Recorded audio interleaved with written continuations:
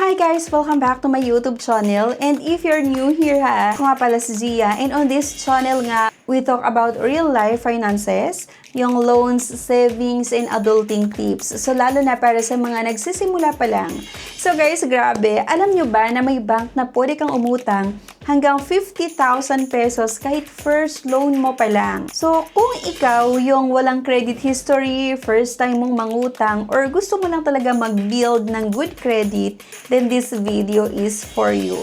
Kaya nga, tapusin mo ha itong video natin sa dulo kasi i-explain ko ano nga ba yung Tonic Bank Credit Builder Loan, paano ka makakapag-apply dito at sino yung pwedeng mag-apply, yung mga interest rates at bakit kahit wala ka pang need ay kailangan mong mangutang muna ngayon ha. So, importante rin to. So, by the way, pag-uusapan nga natin yung latest update nitong Tonic Bank ngayong 2026. So, first thing first, ba itong Tonic Bank? Yung Tonic Bank nga is a digital bank dito sa Pilipinas, meaning walang physical na branch, lahat ginagawa sa mobile app. So, ang maganda dito, 100% digital, fast approval din ito at fast disbursement, design talaga for modern Filipinos. And now, when it comes to personal loans, Tonic Bank offers mainly two products. So, una, yung Credit Builders Loan, formerly Quick Loan, and number 2, yung Shop Installment Loan. Pero today, ang focus natin ay ang Credit Builders Loan. So ito guys, yung sample computation. So kung sakali nauutang tayo ng 20,010 pesos, payable ng 6 months, ang possible na magiging monthly amortization ay 4,187.22. At kung sakali naman nauutang ka ng 20,000 pesos or 20,010 pesos payable ng 9 months, ang monthly amortization naman ay 3,060.39 pesos. And for 20,010 pesos payable nga sa loob ng 12 months, ang monthly amortization nga ay 2,508.12 lang.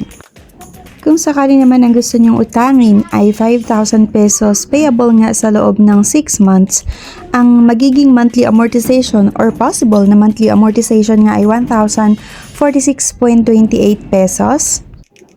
Then kung sakali naman na 9 months, 5,000 pesos yung loan amount payable nga sa loob ng 9 months, ang possible nga na monthly amortization natin dito ay 764.71. Pero syempre, actual amount may change. Depende pa rin yan, syempre, sa Tonica. At eto, 5,000 pesos na loan amount payable nga sa loob ng 12 months, ang possible na monthly amortization natin ay 626.72.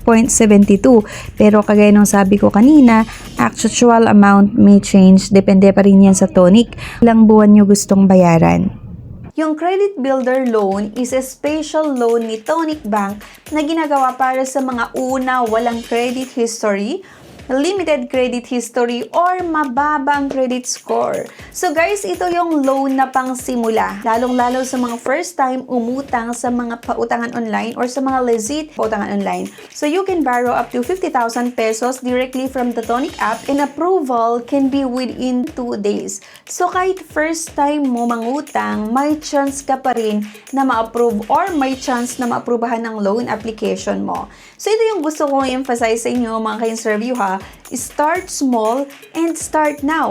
Kahit wala ka pang emergency, kahit wala ka pang kailangang bilhin. Building credit early is a big advantage na rin talaga kasi kapag may good credit ka na, mas malaki ang chance mo na maaprubahan kahit sa bank loan, mas mataas ang loan amount in the future, mas maganda ang offer, mas ready ka for big life moments like negosyo, bahay, sasakyan, emergencies. So kahit hindi ka pa mangutang ngayon, okay lang, di ba? You're preparing your future self. Paano ka makapag-build ng credit kahit wala ka pang loan? Okay, so napakasimple lang yan.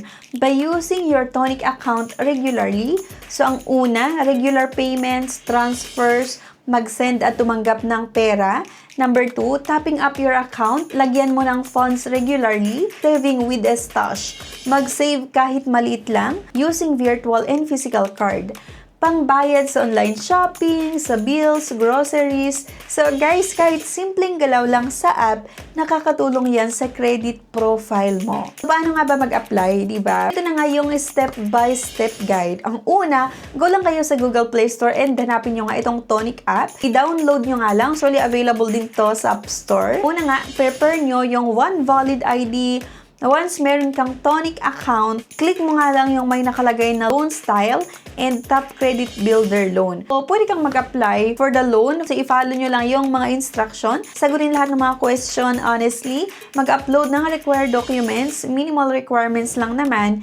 And talagang hindi siya hassle, guys. Okay? Number 3 nga, i-accept nyo lang yung offer, check loan amount, check terms if okay ka, and accept the offer virtually signed documents. Okay? And number 4, antayin mo lang yung disbursement. Ito na yung exciting part ha. The full loan amount will be disbursed directly to your Tonic account and mabilis lang talaga in no time. Napakadali lang. Ngayon, isa ito sa mga magandang pwedeng i-consider utangan kasi wala talagang kaka-hassle-hassle sa online lahat. Ano nga ba ang pwedeng mag-apply dito? Dapat Filipino citizen nga, residing nga dito sa Pilipinas, nag-edad ng 23 to 58 years old, employed or self-employed pwede, merong valid ID with Tonic savings account at dapat meron tayong valid PIN for employed and self-employed. So, minimal lang talaga yung requirements. Now, let's talk naman about the interest rates. So, importante to, di ba, para alam natin kung magkano nga ba, maliit ba o malaki. Credit Builder add-on rates, pag 6 months, 4.26%, 9 months, 4.18%, 12 months, 4.20%. Depende sa term na pipiliin mo, choose wisely o kung ano ang kaya ng budget mo. Okay? So guys, to wrap this up nga, yung Credit Builder loan is not just about borrowing money, okay? It's about building your financial future. It's about being ready when life happens. And if you get approved na on your first try, then congrats talaga. If not, don't worry. Just keep using your Tonic account and try again, no? So remember, building a credit is a journey. Start small lang, so start now. So yun nga mga ka-interview, if this video helped you, please don't forget nga to like, comment, subscribe, and click the bell icon dyan sa baba para maging updated ka sa mga susunod na videos. And if you want more videos about loans, savings, and adulting tips, just let me know in the comments. So again, thank you guys for watching and see you sa aking next video. Bye!